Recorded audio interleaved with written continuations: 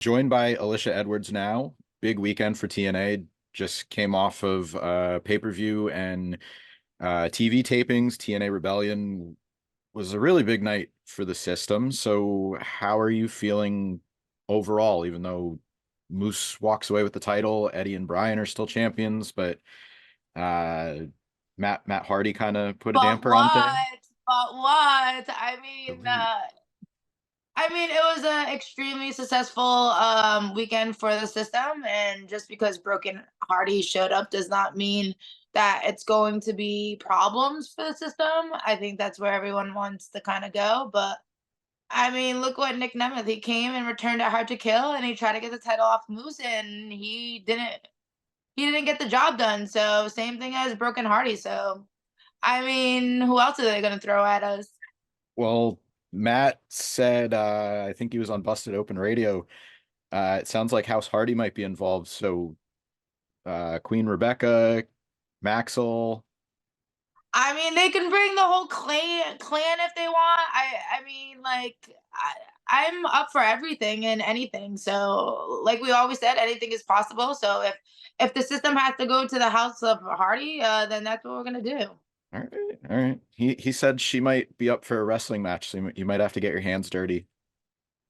I am always down for a fight. So if Reby wants some, come get some, man. You know where I'm at. I'm TNA. So You wrestled. I'll keep it as vague as I can, but you wrestled on Sunday's TV tapings. Uh, your in-ring work has been a little bit more sporadic in the past few months. Is there any reason for the frequency as far as in-ring versus appearances with the system? I'm just trying to get gold, and it's just in a business point of view. So I'm gonna try to get my hands in anything and everything that comes my way. So that's exactly what I'm gonna do. Mhm. Yeah, and that'll air in the next few weeks, but I'll keep it at that. So I figured I'd ask because I know you've done some non-TNA wrestling matches. So besides going for the gold, is there another sort of goal you have, or maybe a milestone you want to achieve on this uh the current in-ring run?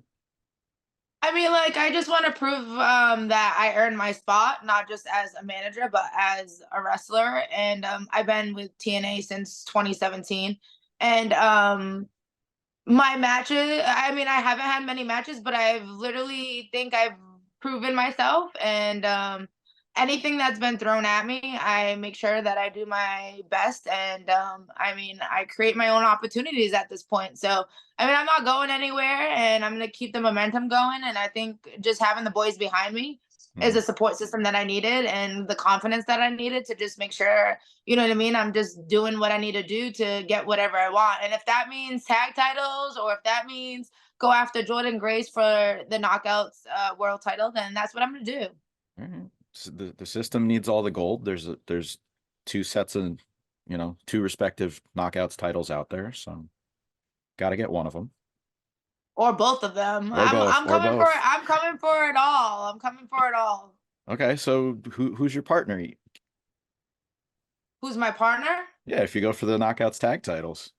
You'll just have to wait to see. There's a couple buildups of me and Masha tagging, and I'm just waiting to see if she's gonna accept my what would I say, business Your situation proposal. where, yeah, she needs a partner. I need a title. She has a rematch. Killer Kelly is nowhere to be around right now. So, it just fits perfectly. So, we'll see So what Masha has to say. yeah, you need to woo her a little bit. She'll come around.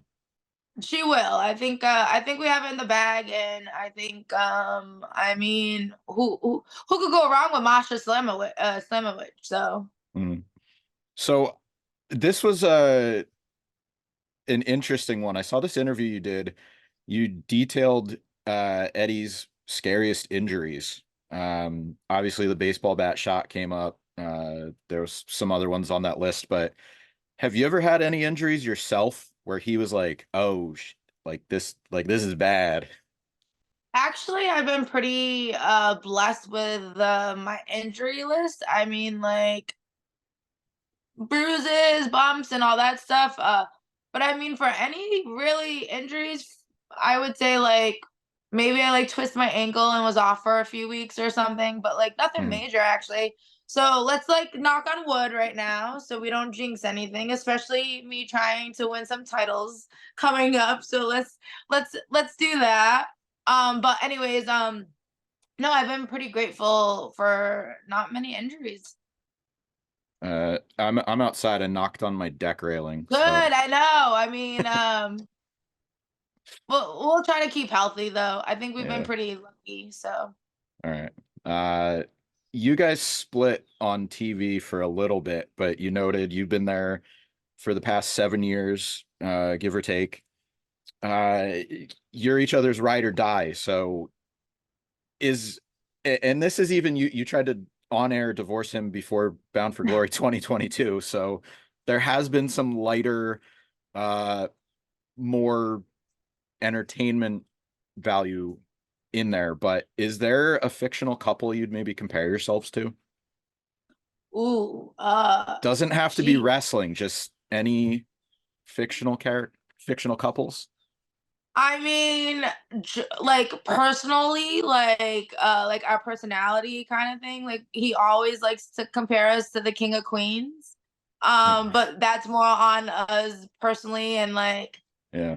how we kind of react in that way. But like, I mean, Bonnie and Clyde, right? Let's go to the old school couple that makes the history there. I would say that we're kind of them, right? We Yeah. just always stick together and we got to do whatever needs to be done to get the job done. So, I'm surprised the guy from Boston picked a couple from Queens. well, I think it's because she's very direct, I would say, and she means business, kind of similar to Lish. So I think that's kind of where we go. But yeah, that's more of like yeah, how we really are. Mhm. I the Kevin James picture that was floating around a couple weeks ago, I'm gonna have to go Photoshop like Eddie's head on it now. Like That'd the be great. shrugging. He'll definitely pop for it. He'll love it. We're talking a lot about your in-ring career, and I do a watch list feature. Is there a match that uh whether it's a favorite or whether it's just one that comes to mind that you really feel best represents your work in TNA so far? And TNA. Or just maybe one Actually, in general I that maybe yeah, I would say the Monsters Ball for the Daphne show. hmm, I'm not. I think it was the Knockouts Knockdown, maybe if I'm not mistaken. I Or think so. yeah, like it was an all women's. I think that was like a few years ago. But I feel like that's kind of where I walked away a little more confident and kind of knew that I kind of cemented my spot in the Knockouts division. So I would say that match most Yeah. definitely. I think that was 2021, right? Yeah. Yeah. Okay, yeah, that was the memorial show. Yeah, I think that's when Kendra the Kendo stick was debuted as Hmm. well. Like a few little moments in there that I felt that were just like the touch of real-ish coming out. I Hmm. think that would be the match I would kind of stuff. Yeah. Hmm. Um it's you have such a serious and emotional reason behind the match. You guys lost Shannon, Daphne, but then you just mentioned like you have something sort of as light as naming a kendo stick. And I know, you know, Kenny, there's a connection to Eddie, but it just sort of highlights how pro wrestling can, bring joy to people's lives and sort of highlight the wackiness of everything. Yeah, I mean, like we always kind of have to find the positive in every situation. And with that being said, we just wanted to celebrate her life. And in order to do that, she was really wacky and you know what I mean? And it just did that. But like, yeah, pro wrestling's definitely on their side of wackiness and difference of personalities and what people want to bring to the table. And I think that's what's the best part about wrestling. It's all subjective and we could just do what we want to do. But yes, Kendra is Kenny's significant other, so that's why we named the my Kendo Kendra. I have one more question. TNA's been going on the road a lot more, new cities. Obviously, Vegas is one that they've visited a lot, but yeah, Albany coming up. for Under Siege. You guys are front and center on the poster. Uh, and then I know Chicago was just announced. I think there's a couple more events that haven't been announced that are taking us through like the spring, early summer. But as far as Under Siege, you're getting on the advertisements. Like, how much of uh maybe a pat on the back is that for you and the group in general? Because you know you're out there to win gold. You want TV time, all of these accolades, but how much of a perk is being on advertisements, being shown as one of the feature performers in the company?